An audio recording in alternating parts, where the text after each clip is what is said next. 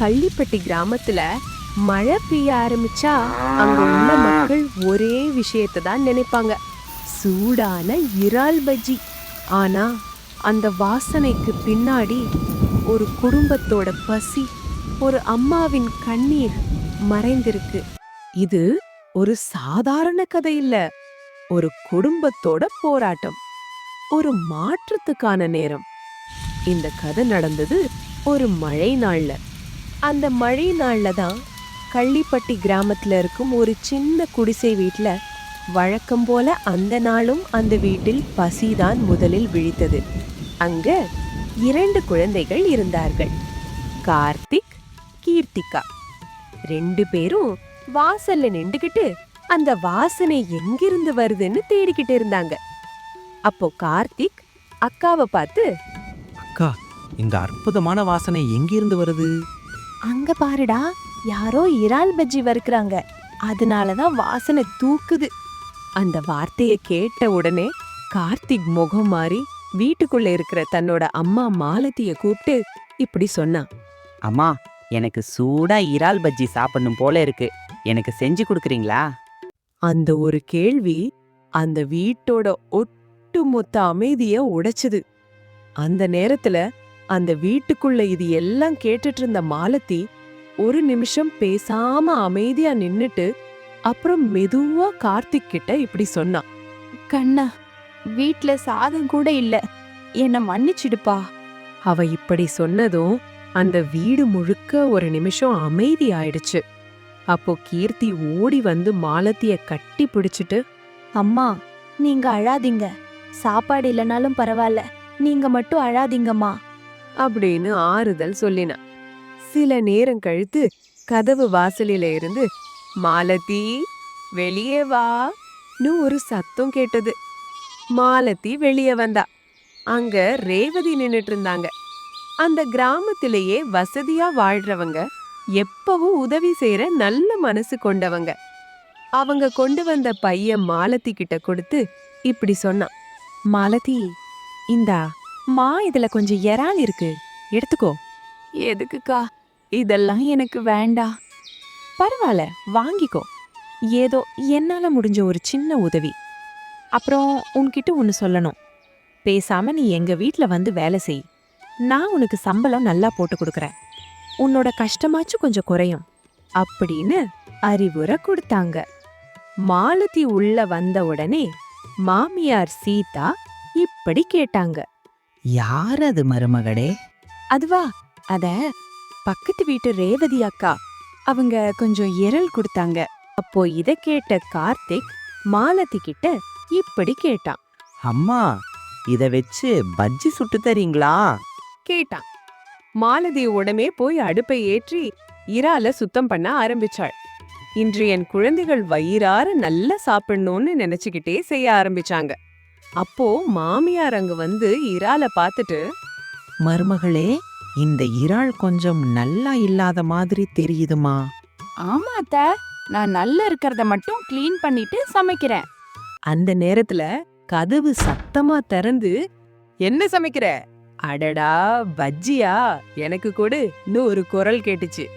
அது வேற யாரும் இல்ல, அந்த வீட்டோட தலைவன் முருகன். ஒரு காலத்துல நல்ல வேலை பார்த்தவன், ஆனா கெட்ட பழக்கத்துக்கு அடிமை. குடிதான் அவன் வாழ்க்கை ஆயிடுச்சு. முருகன் கோவத்தோடு வீட்டுக்கு வந்து சத்தம் போட்டதை பார்த்த கார்த்திக் கோவத்தோடு அங்க வந்தாரு. இது எங்களுக்கு மட்டும்தான், உங்களுக்கெல்லாம் கொடுக்க முடியாது. கார்த்திக் அப்படி பேசினதோ முருகன் கோபத்துல வந்து மாலதிய கீழே தள்ளி விட்டான். இத பார்த்த மாமியார் சீதாவுக்கு கோபம் வந்து முருகன் கிட்ட இப்படி சொல்லாங்க.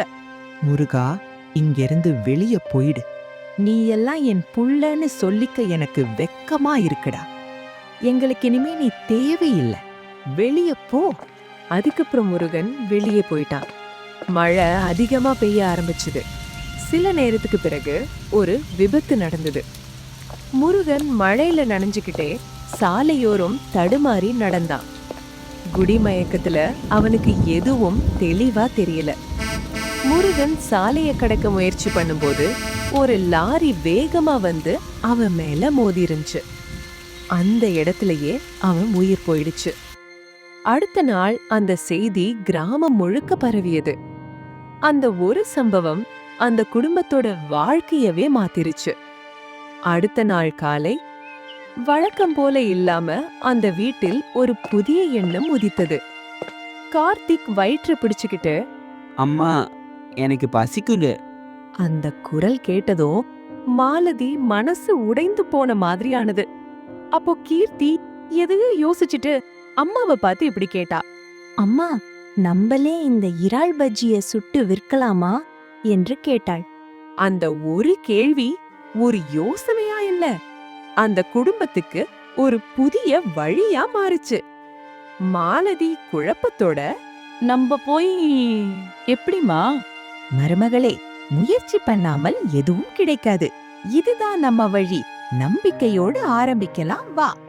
அடுத்த நாள் காலையிலேயே மாமியார், மருமகள், கீர்த்தி மூவரும் சீக்கிரம் எழுந்து இறால தயார் பண்ணி மாவை கலக்கி அடுத்து ஏற்றி ஒரு புதிய வாழ்க்கையை ஆரம்பிக்க ரெடியாக நின்றாங்க.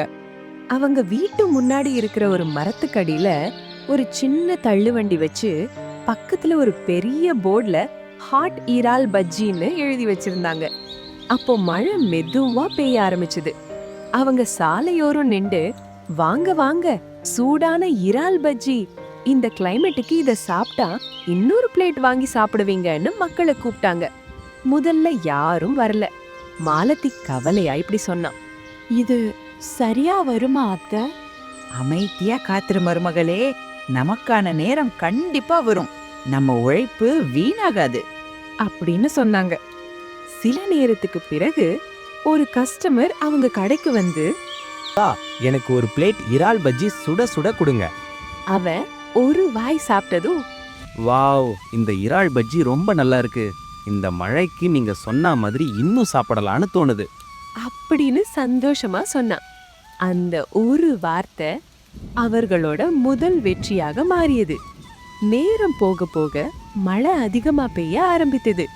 மரத்தடியில இருந்த மக்கள் மற்றும் வண்டியில போறவங்க எல்லாருமே அங்க வந்து மழைக்கு இதமா இறால் பஜ்ஜி சாப்பிட ஆரம்பிச்சாங்க. அதுக்கப்புறம் அவங்க மழை வந்தாலோ வெயில் எரிச்சாலோ அவங்க ஒரு நாளும் நின்றதில்லை. தினமும் காலையில எழுந்து உழைப்ப மட்டும் நம்பி வாழ்க்கைய முன்னோக்கி இழுத்தாங்க. நாட்கள் கடந்து போக அந்த இடத்துல கிடைக்கிற பஜ்ஜி ரொம்ப நல்லா இருக்கும்னு மக்கள் பேச ஆரம்பிச்சாங்க. கூட்டம் அதிகரிச்சது, வருமானம் கூட ஆரம்பிச்சது. ஒரு நாள் மாலை மழை நின்று காற்று மெதுவா வீசிக்கிட்டு இருந்தது. மாலதி அந்த கூட்டத்தை பார்த்துக்கிட்டு கண்களில் கண்ணீர் வர இப்படி சொன்னான்.